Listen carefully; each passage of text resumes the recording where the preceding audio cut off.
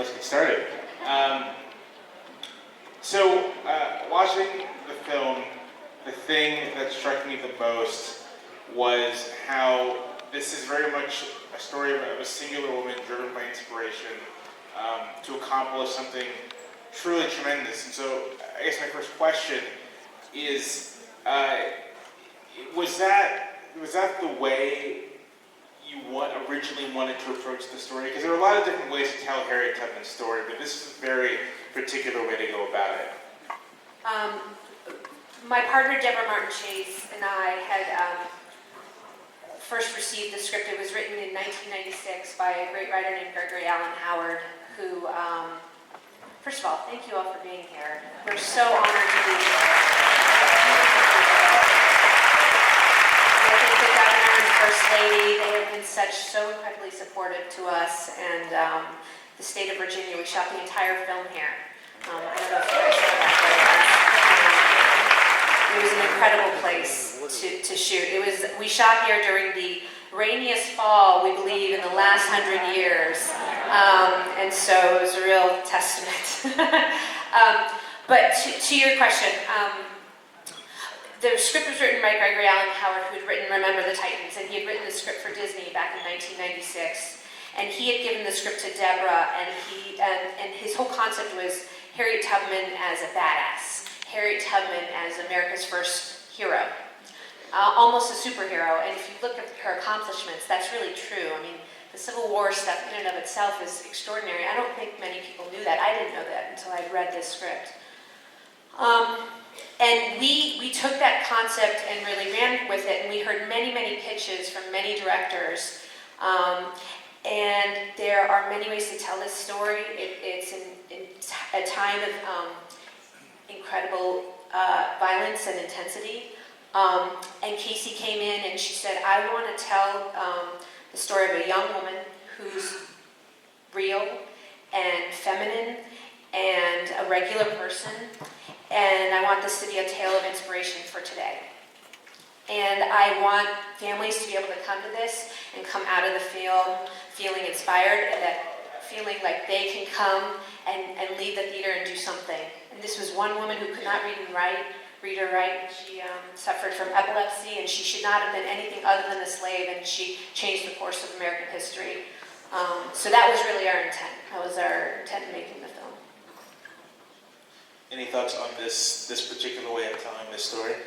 Well, as an actress, I was, first of all, very happy that Daniela and Deborah fought so hard to get this film made after, 7 years? The tenacity that they had to show and that they had to stand by was incredible.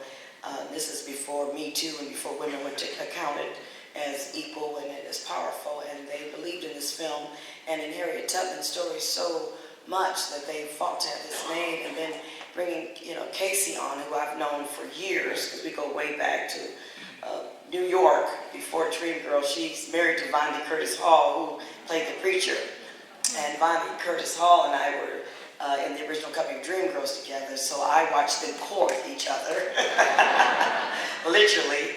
So when it came along for me, it was just such an honor to even be a part of it, and just to tell the story that needed to be told, and how wonderful. This is the very first film that's been done on Harriet Tubman's life, so it's long overdue.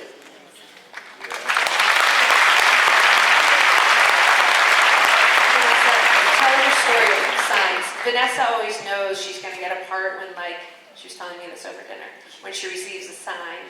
Well, I believe in the universe. I believe in the universe speaking to you. I believe that it's already written. We just have to show up. I truly believe that. And the story that Danielle is talking about, I had a very busy summer last year. I was in and out of town. And I came home and I had an appointment for Harriet. I read the script. I was like, I want this job. And people go like, oh, do you still audition? It's like, yeah, well, sometimes I don't, but sometimes I do. But when I do, I don't mind if it's something I really want, because in order for me to get it, I need to go and try to win it. So I go to the audition. It's literally like 12, someone got it like 10 or 12 o'clock in the morning. And you saw it really was. Rit is like the pain of the piece to me. She is the woman who her children, her daughters have been sold off to slavery. She thinks she lost Minty because Minty, they thought she drowned. So, and she was supposed to be freed years prior to, and she's still here as a slave. So Rit is the pain of the piece to me. So I had to display this pain and this character at like 10, 11 o'clock in the morning. But that's my job, that's what I have to do. And when I did the audition, I felt very good about it, because any actors here, I don't know, but you leave any meeting knowing that you did your very best. You can't control if you're tall enough, dark enough, fat enough, skinny enough, old enough, whatever. You can't control that. You just can control what you bring at that moment in time, at that point. And if you leave there feeling like you did your job, you did the best you could. I felt like I dropped the mic and walked away. She did. I can attest.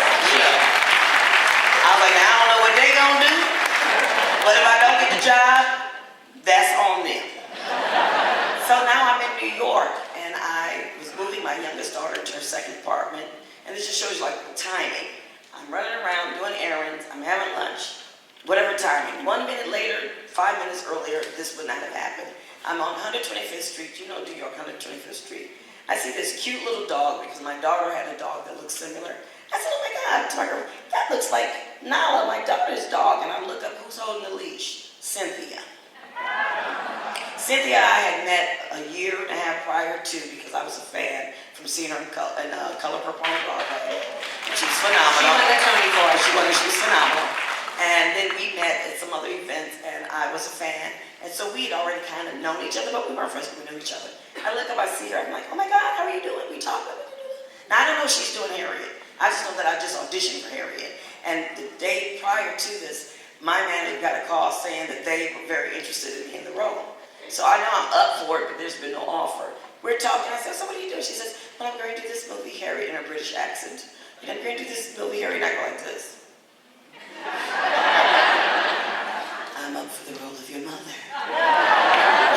So when I walked away, I told my girlfriend, I said, that's a sign I got this job.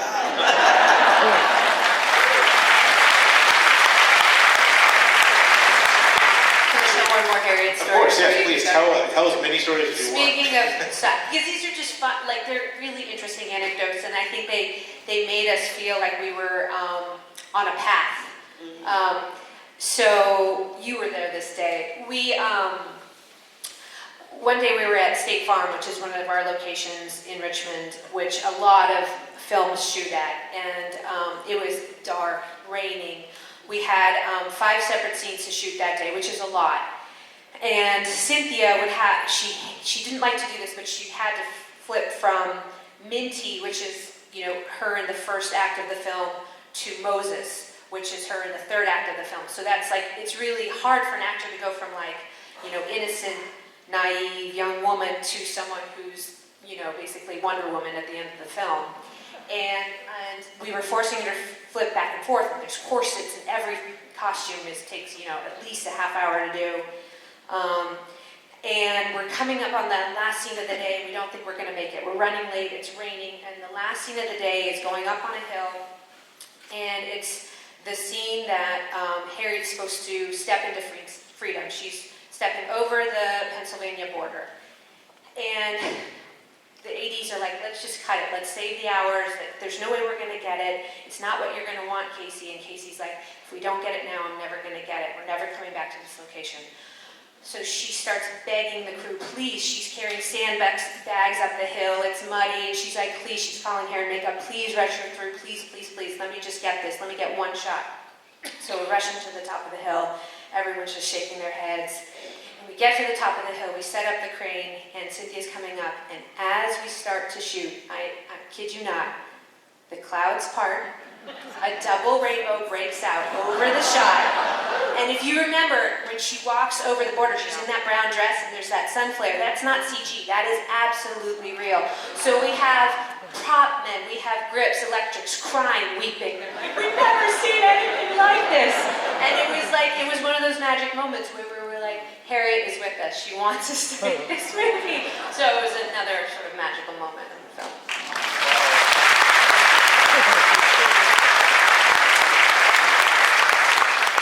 That this film was shot in Virginia just raises a question for me, which is that how much of it was shot on actual former plantations, and once we have the answer, Vanessa, how did that affect your preparation for the role? Yeah. We did shoot on an actual plantation. Jamie Jamison owned the plantation. I think it's called Thompson's Mill, outside of Richmond. And I think that was quite affecting. I think we dealt with owners who were so willing and open to addressing the past and rectifying it now. And I so appreciated the sort of honesty and integrity with which they dealt with what had happened in the past, and how much they wanted to rectify it with how they dealt with us in the future, and how important they thought it was to have our film shoot there. So I think the entire cast and crew really felt that. And I think the only way we could have handled this was for the owners to be as open and honest as they were about what had happened historically, and deal with us in that manner. So it was really a wonderful experience all around, I will tell you. Well, I would be lying if I said you didn't feel something. But the moment you put on the costumes, even in my wardrobe fitting, the moment I put on those corsets and these clothes and these boots and these bonnets, you feel like the ancestors. It sounds corny, but you really do. But then you take that experience and you actually put it on set, and now you're on a real plantation. And as you're driving up to work in the morning, they pick you up from the hotel and they're driving you, and you see this long road, and you're driving down to get to that location, and you see all these other signs of these plantations. And as a black woman, 60 years old, you're like, oh shit, this is something. Okay. And you're driving down this road, and you can't help but feel something, because I'm a civil rights baby. I remember the 60s and the water hoses and the lynchings. I remember this. So I'm looking at this, but then you have to separate it, because it's like, that was then, this is now. Nobody that you're working with had anything to do with that. So you've got to do your job and bring the reality to the screen. But I'd be lying if I said when you got there and you drove onto this plantation and you get in these costumes, and then we're in like little cabins that were like real. We're literally like on grounds where you know that there were slaves working these grounds. And yeah, you do feel something, but that empowers you in a sense, because you use that for the better and not the worse, if you know what I mean. Because now you're telling a story, and you have to use that, and it also helps you in your character, because you can't ignore the synergy and the energy that's surrounding you of a real situation that you are now reenacting. So it had its moments, yes. I also feel like our entire cast and crew felt it was our duty to represent history, to remind us of what not to repeat. Exactly. I think family separation is something obviously we're dealing with right now, and that's something at the very top of the film. Harriet's two sisters, Rit's daughters are ripped away and sold down south, and they were never to be seen or heard from again. And I think we felt like an incredible responsibility to tell this film in a very commercial way, but also in a way that would reach all walks of life, every generation, to remind us, like, this is where we came from, and it wasn't that long ago. So that was really critical. I thing that struck me is that, and this was not the entire film, but there are parts of it, especially the parts from Harriet, is making her way north and sort of making her way through Philadelphia, through these towns, is this, the best analogy I have for it is like a Cold War movie, right? Sort of like a character beyond, in the Soviet Union or behind the wall. And they have to be very careful about who they talk to and what they look like and what they're doing. This sort of pervasive sense of paranoia, which I've never really seen in a film about slavery. I think it captures something very true about the period that we don't really think about all that much, right? 100%. I mean, I think the unique thing about Harriet was her intense faith. I think, she says it best, where my feet were my own, but God led me. And, even when we were making this movie, and I had developed the script with Casey and Deb for such a long time, when you're seeing it up on the screen, you realize this woman truly had such a devotion and faith to God. That was really the thing that told her what she felt, told her her path. And that's unusual to see in this day and age, and I really have to say, I so admire that Harriet. She was unflinching, you know. She really believed that what she was doing was right, and she did something that was very unpopular. You know, she was often fighting against, you know, people in the Underground Railroad, and, you know, when she went to Canada, she was still fighting to go back down south, and that was, you know, her conversation with God. You know, that was what she felt was the right thing to do. I mean, she was willing to die, if not to be free. And I think an important scene is the scene with her sister when she goes back, and her sister says, "Don't judge us. Everybody's not you. We all can't do that." And you have to take that into consideration. Not just because they remained enslaved doesn't mean they liked it, doesn't mean they felt it was the right thing, but everybody didn't have the gumption or the courage to do what she did. And she had the courage of many for many, if you know what I mean. So I love that scene with her sister, because it's really important, because not every slave wanted to be free. Not because they didn't want to be free, but they just didn't think they could handle what it would take to do that. I mean, and it gets back to her sisters being sold away. Being sold down the river was effectively, those people were dead to you. You were never going to see them again. And so to try to escape, to try to free yourself, meant accepting that you might become dead to everyone. You had to be willing to die. Right, exactly. And she said, "We're doing what we have to do just to survive, so don't judge us." And think about it, the situations now. A lot of us are doing that now in our personal lives. We're doing what it takes just to maintain and stay alive. So don't judge me. I also really, you know, Casey Lemons, our writer-director, when she came on to rewrite the script and direct, she has become an absolute Harriet historian. She read, you know, every single book there was to read, and all the context. And so I really found a lot of the sort of history that she laid into the first act of the film was not stuff that existed there before, and it was really interesting. You know, slave culture in the Chesapeake region was different than way down south. You know, Harriet was married to a free man. Her father was free, Rit was enslaved. I didn't know that there was like such complexity and nuance within the culture. And so that, I think I have to give to Casey, to like layer in such nuance to the history was, I think, also something that she does really subtly, so you don't quite realize it, but it is quite incredible. If you're paying attention, you'll notice that the timeline of the movie is helped along with these mentions to these larger events happening in the country. So the Fugitive Slave Act, which becomes a major plot point for the film, is something thrown in there that it's built up to. Early on, you hear about it, people are arguing about it, people are thinking about it, and then it kind of explodes onto the scene as something that drives the narrative. Yeah, I mean, it's like the bottom of the second act. That's the thing that sort of drives everyone up to Canada, and you know, I think Casey fudged the timeline of that a little bit to create that dramatic tension. But that was incredible when slave owners could now come north to reclaim their property.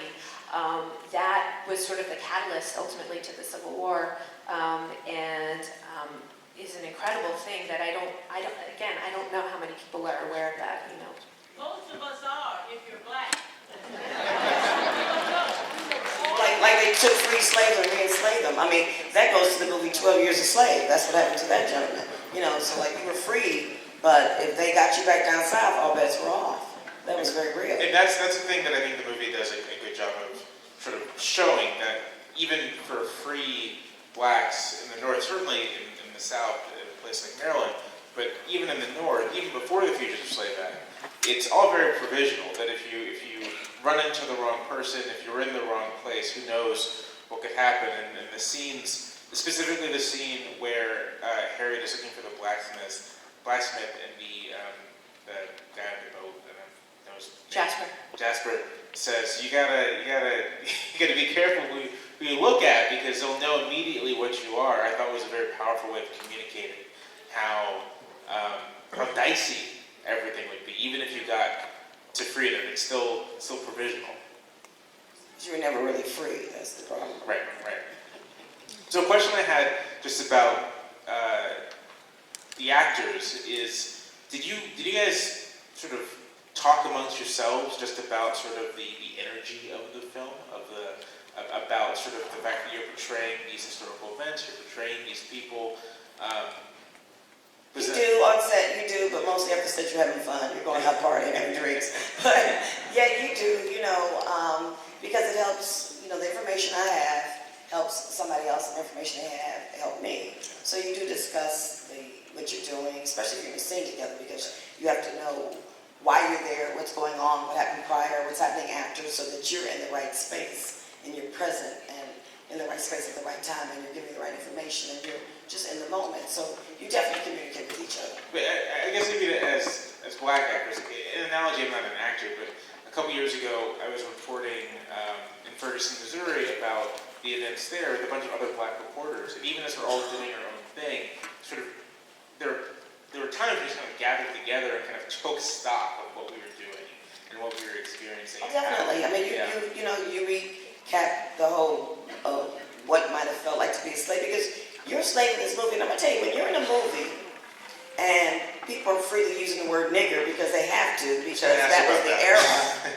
Now, you don't take that against the actor, because even the actors that are doing it are uncomfortable. You need to know that. When you see these actors up here, that's not something that they did. And I can say that because I hung out with them. Right. So that's not something they did comfortably, but that was in the script, and you got to depict the era. So, yeah, you talk about that, but when you're in a scene, and although it's make-believe, it makes you feel some kind of way, because you know it was real. We have just a few more minutes, so do y'all have any just final thoughts about the movie? Are there any questions?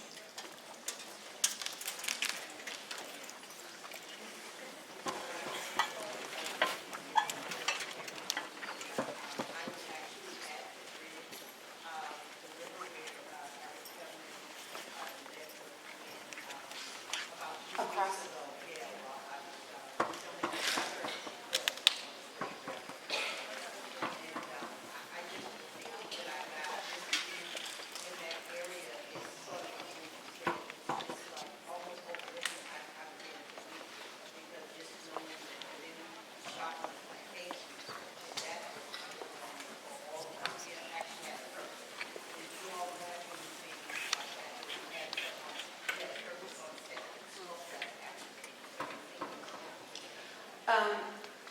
Casey Lemons, our director, was so highly cognizant of that and making sure. So the question was there any kind of therapist on set, anyone to help people kind of talk through some of the things they might be feeling in the course of doing a film like this? Well, yeah, Casey was very cognizant of that, and she's an excellent, she's a friend, so I'm coming from two perspectives, but she's an excellent director, and every little thing, her sense for detail is very minute. So nobody's feelings, she don't talk a lot, she's busy. She talks, but she's here. She'll say something here, but she's over here. So nobody's feelings, no scene, nothing went by that she wasn't very present herself in what was going on. And when I was there, I don't think there was per se a therapist, but every moment that we went through, Casey talked about it. And then to your thing, one of the moments for me is when I'm when she comes and she's singing to let her mother know she's leaving. We actually had to be taught how to plow and seed the land. They had somebody come in and show us. That was a very powerful moment for me, out in the sun, in this heavy stuff, with these seeds, and working like I'm in the field. That was very powerful. But it didn't affect me. Once again, if anything, it empowered. All this stuff empowered me. Because I know the history, I know who I am, and I know where I'm going, and I know where I've been. And if anything, you don't forget, you don't sympathize, you don't not feel, but it didn't cripple me, it empowered me. I think we're out of time. Thank you two so much for the film.